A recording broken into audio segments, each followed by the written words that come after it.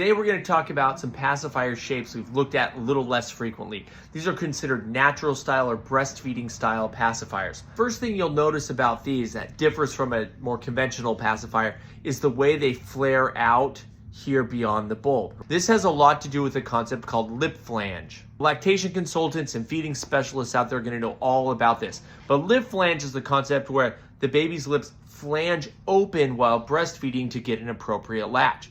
This is something we talk about in dentistry all the time, especially if you're talking about providers who are doing tongue or lip tie releases.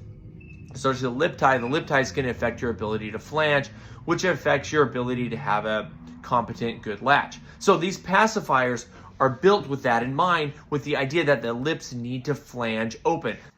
The concept behind these is that they're supposed to appeal to breastfed babies.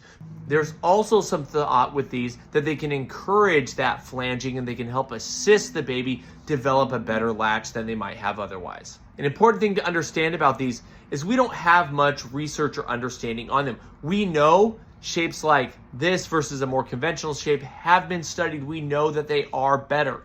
We have no idea about the efficacy of this area to flange upon. We just don't know. We don't have good evidence on this. These are much newer.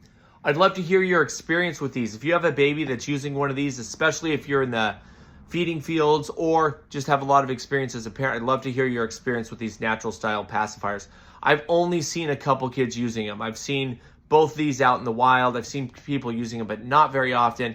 And I can't think if I've ever seen a child naturally using one of these. So I'd love to hear your thoughts and your experience with them. And if you have questions, let me know. We'll try to answer them in the follow-up.